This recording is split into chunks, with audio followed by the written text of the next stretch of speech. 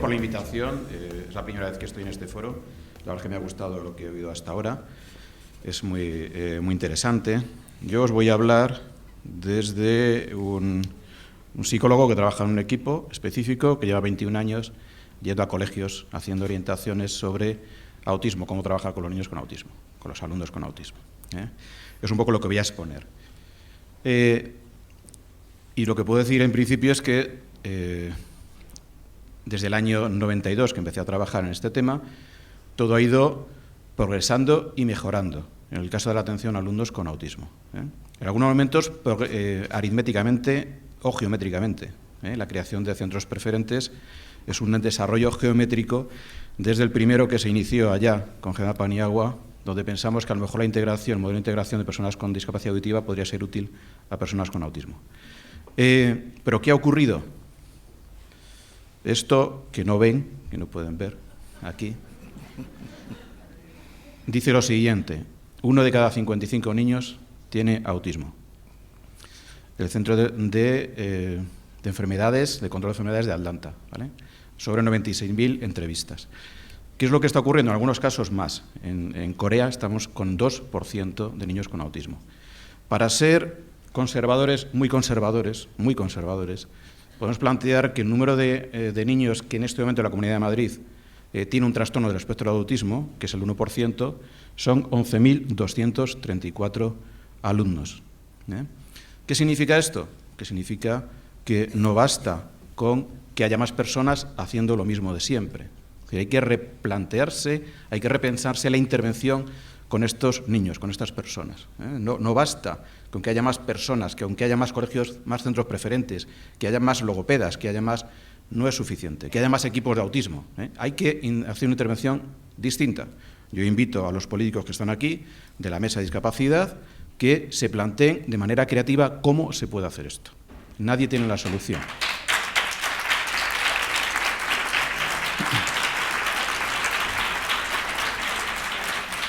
Cuando digo nadie tiene la solución, que revisando el tema de inclusión, por ejemplo, el estado de New Jersey, se empiezan a plantear ahora que uno de los elementos de la inclusión de estas personas es hacer lo que ellos llaman IEP, que nosotros llamamos DIAC, desde hace años. Es decir, en todos los centros preferentes, siempre que hay un niño con una discapacidad, se hace un documento individual de acciones curriculares. Es decir, son prácticas que se vienen realizando, pero que en este momento superan cualquier propuesta. ¿Qué venimos haciendo? ¿Cuál es la red de apoyo? Lo digo porque tengo muy poquito tiempo. Hay unos equipos específicos, como probablemente sabéis. La labor de estos equipos es servir de complementariedad, es decir, apoyar a los equipos generales, equipo de atención temprana, a los orientadores de los centros, departamentos de orientación, en último término, apoyar al profesorado y apoyar a las familias en aquello que se considere relevante de cara a la intervención con los alumnos con autismo. La finalidad es colaborar en el sector, es decir, nosotros tenemos una actuación que es sectorial, estamos divididos incluso por DAT, por direcciones territoriales. Dentro de las direcciones territoriales estamos intentando también estar divididos por equipos para que podamos hacer junto con el equipo de sector una intervención que sea mucho más sectorial, es decir, que tenga en cuenta qué prioridades tienen ellos, qué necesidades tiene el sector para hacer una actuación mucho más global de ver casos puntuales uno tras otro que hemos visto, que eso nos lleva simplemente a tener una gran lista de espera. Los destinatarios son los centros educativos de todas las etapas, los EOEP, orientadores de centros, alumnos con discapacidad, familias, etcétera. La red de apoyo, lo voy a ir leyendo porque no se ve muy bien. Por una parte estaría el profesorado, que detecta dificultades, en el caso del autismo, detecta comportamientos peculiares, aislamiento, detecta algunas conductas que no puede explicar sobre la base de una discapacidad intelectual o una hiperactividad, sino que va más allá.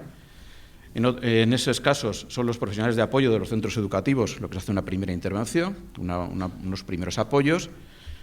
Cuando no se puede hacer en respuesta con la atención a la diversidad, digamos, dentro de lo que es ordinario en un centro escolar, lo que se hace es pedir ayuda o pedir el asesoramiento de todos estos que tenéis aquí, departamentos de orientación, equipos generales, perdón, se va para atrás, aquí. Equipos generales, equipos de atención temprana. Y finalmente llega, cuando no se puede dar solución a esas necesidades, al equipo específico. ¿Qué hacemos desde el equipo específico? Pues intentamos hacer un apoyo a estos departamentos, a estos equipos de sector. Este apoyo, además, que se va a hacer, lo van a hacer ellos desde al profesorado profesionales de apoyo de centros educativos, nosotros también lo hacemos, es decir, vamos a los centros y orientamos sobre cosas concretas a trabajar, no solamente los centros preferentes, sino cualquier centro que lo requiere, tiene un niño o un alumno con autismo, y finalmente las intervenciones que hacemos con las familias.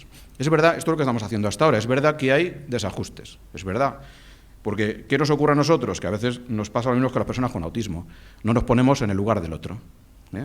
¿Qué ocurre? Pues que a veces damos orientaciones que no pensamos en el profesor que las tiene que llevar a cabo. A veces el profesor que tiene que llevar a cabo esas orientaciones no entiende que ese alumno también es suyo. A veces las familias no entienden que no tienen que decir a los profesionales cómo trabajar. A veces los profesionales entienden que no tienen que decir a los padres cómo ser padres. Es decir, hay un desajuste que, desde mi punto de vista, es excepcional. Es decir, no es la generalidad. Es decir, lo normal es encontrar una fluidez a la hora de dar las orientaciones y que se sigan. Los profesionales, es verdad que hay profesionales que están poco preparados, pero los centros preferentes siempre pedimos que sean profesionales que conozcan el autismo. Todos los PTs tienen formación en autismo en su carrera. Todos los profesores de AL han tenido temas relacionados con sistemas alternativos, es decir, yo que me he dedicado a la formación durante un par de décadas a PTs y ALs, esa formación está. Que hace falta una formación continua, pero hace falta más que una formación, porque la inclusión es una actitud, no solamente una formación. En fin, esas dificultades van a existir. Aquí algo que tampoco pueden ver es la cantidad de equipos que contamos en toda la Comunidad de Madrid y que contamos en concreto en la zona sur, ¿vale? Por sus direcciones. Bien, desde 11 equipos que tenemos de orientación psicopedagógica en Madrid Capital, 9 en la sur, bueno, pues tenemos, dependiendo, en torno a 12, 14 personas, que tienen que atender a todas las discapacidades. Es verdad que no los 11.000 alumnos que tienen autismo en este momento, supervisivamente tienen autismo en la Comunidad de Madrid, no todos tienen las mismas necesidades. Hay 3 niveles de apoyo, algunos están a un nivel, digamos, que un apoyo puntual que requieran, otros los tenemos en centro preferente o con un apoyo más especializado y otros van a estar en educación especial. Por centros preferentes, en este momento tenemos de infantil 269, 286 de primaria y 87 en centros preferentes. Es verdad que hay algunos alumnos, por un ejemplo, en el año 2009, que tuve la oportunidad de, en un proyecto europeo, visitar Finlandia, el mejor instituto de Europa. Cuando pregunté dónde estaban los alumnos con dificultades, me hablaron de algunos alumnos con dislexia, algún alumno con Asperger, algún alumno con hiperactividad. Cuando pregunté dónde estaban los alumnos que realmente tenían necesidades, me dijeron que estaban en el centro de educación especial. Y fuimos al centro de educación especial y allí estaban algunos de los alumnos que nosotros ahora tenemos en los centros preferentes. Y esto lo tengo que decir porque lo he visto, ¿vale? Entonces, ¿qué es lo que necesitamos? Necesitamos que haya más formación, que esté más especializado y que haya una actitud mayor, ¿de acuerdo? Pero puestos a comparar, tampoco estamos tan alejados de lo que se está haciendo en otros lugares. Hay que mejorar sustancialmente, y hemos visto lo que está ocurriendo, hay que mejorar necesariamente. Bien, centros preferentes por edad, pues tenemos 49 en capital y 49 en sur, si las cifras no me engañan. Es decir, son muchos centros. ¿Hasta cuándo vamos a hacer centros preferentes? Vamos a tener que dar respuesta a los 11.000 alumnos con centros preferentes. 1 de cada 5 centros ordinarios es preferente de autismo, o es más un modelo de inclusión, como ha hablado Gerardo. Es decir, todos los centros tienen que estar preparados para tener alumnos con autismo, igual que todos los centros tienen que estar preparados para tener alumnos en silla de ruedas, o alumnos que no hablan, ¿vale? Alumnos que tienen dificultades en lenguaje. Y luego habrá otros alumnos que sí necesiten realmente este apoyo. Pero ¿eso cómo se va a hacer? Pues está por definir. Está por definir. Es decir, hasta ahora nosotros intentamos pues, dar una serie de orientaciones en cuanto a los procedimientos. Tenemos protocolos elaborados. Nos hemos dedicado mucho tiempo a pensar cómo hacerlo mejor, cómo hacerlo antes, cómo acabar con la lista de espera, que es imposible, ya os digo que es imposible acabar con la lista de espera, tal como están las circunstancias en este momento, pero sí mejorar nuestro proceso de evaluación. ¿Qué ventaja tenemos los equipos? Que vamos a los colegios, vemos a los niños en el recreo, vemos en el aula, le vemos en el comedor y hablamos con los profesores. Entonces, puede haber desajustes, de hecho hay desajustes, por ejemplo el diagnóstico. Hay otros servicios que dicen que el señor es autista y nosotros le vemos que no es autista. Nosotros vemos que es autista, cómo se comporta en el recreo y lo que nos dicen los profesionales y qué hipersensibilidad tiene el comedor, mientras que otros profesionales no lo ven. Entonces, ahí es verdad que puede haber desajuste. Nosotros intentamos que sea lo más real posible, con procedimientos que están basados en la evidencia. Tenemos una intervención, un protocolo de intervención en centros preferentes, muy estudiado, con documentos precisos, es decir, qué hay que hacer en cada centro, qué demanda cada centro y ajustar todo lo posible. Mi experiencia en los centros preferentes es que casi todos funcionan muy bien, casi todos funcionan muy bien. Hay algunos que tienen dificultades. Estas dificultades tienen que ver muchas veces con actitudes más que con recursos específicos. Es decir, los recursos específicos, puede haber, por ejemplo, no ha llegado la pantalla digital, no hay ordenador en ese momento, hay que utilizar el ordenador de otro sitio, o otros aspectos, digamos así, son menores comparado con las dificultades para poder tener esos niños con autismo dentro de las aulas, por ejemplo, en matemáticas, en lengua, algo más allá de educación física, música, etcétera. Tenemos procedimientos para las PTSC, es decir, los profesionales que hacen las tareas de trabajo social en el ámbito educativo, también cómo actuar y, sobre todo, cómo apoyar a las familias. Hacemos reuniones con las familias, centros preferentes, también se hacen de otros, y en algún momento hemos posibilitado y animado a las familias a que creen, que se asocien y que se constituyan en asociaciones para la defensa de personas con autismo, los alumnos con autismo. ¿Cuál sería un programa ideal? Es decir, el problema que puede ocurrir en educación, que en sanidad no ocurre, o no suele ocurrir, es que normalmente no se utilizan procedimientos basados en la evidencia científica. Entonces, ¿qué es lo que hacemos? De lo que yo conozco en este momento, los programas que se hacen en los centros preferentes y las orientaciones que se dan en centros ordinarios de alumnos con autismo son basados en la evidencia científica, es decir, lo mejor que conocemos. Y la tecnología está igual de bien o mejor que la que se está haciendo en Europa, incluso en otros sitios de Estados Unidos. Es decir, ¿qué sabemos? Sabemos que la intervención tiene que estar centrada en la persona. Es decir, ese alumno tiene un desarrollo evolutivo determinado, tiene unas necesidades y tiene además unos intereses restringidos determinados que no tenemos que eliminar. Es que le gustan los trenes, que le gusten, aprende tú de trenes. Es que le gusta la señal de tráfico, perfecto, aprende el señal de tráfico, ahora nos van a pedir que nos examinemos de tráfico. Es decir, lo que tenemos que hacer es respetar las necesidades, los intereses de esa persona, centrar la intervención de acuerdo a lo que necesita. Y eso que necesita, a veces, y este texto refundido habla en el artículo 18.3, excepcionalmente los alumnos que no puedan beneficiarse de un entorno inclusivo, ordinario, un centro de integración, un centro como queráis, deberán ir a centros que le den aquello que necesita, centros de educación especial, previa consulta de los familiares, eso dice el 18.3. De hecho, estoy de acuerdo, que lo ha dicho la compañera anteriormente, el centro de educación especial, de que hay alumnos que no pueden beneficiarse, están sufriendo en un entorno que no es... y hacemos todo lo posible, incluso hacemos programas para reducir el ruido que hay en los comedores. Hacemos programas para cambiar la señal de alarma que hay en los centros educativos.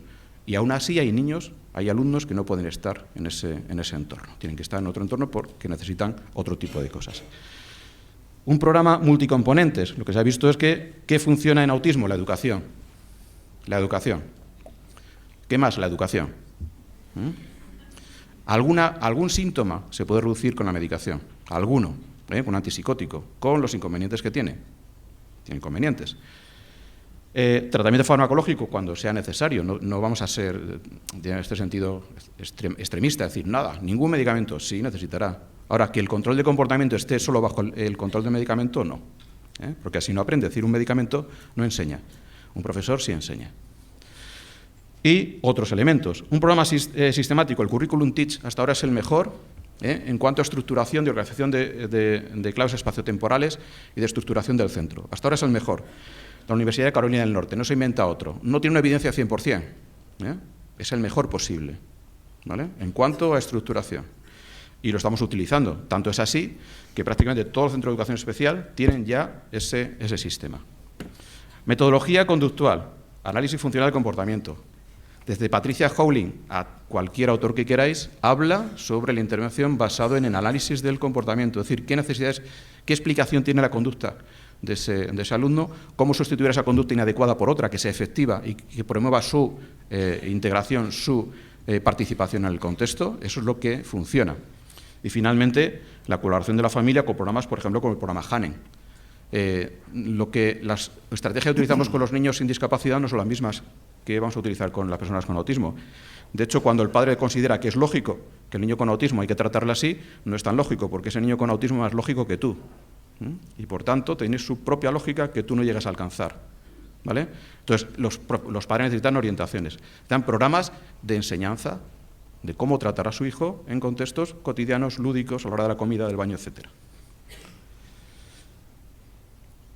Para finalizar, ¿qué sabemos cuando hay un centro que tiene, y se los pongo siempre a centros preferentes al principio, cuando tiene alumnos con autismo, que lo único que puede obtener el centro son beneficios? ¿Beneficios para qué? Porque la misma tecnología que se utiliza para personas con autismo es beneficiosa para niños con TEA, alumnos que tienen trastornos de lenguaje, niños que tienen problemas en habilidades sociales, niños que tienen problemas de comunicación social. Lo único que pueden hacer es beneficiarse de ellos.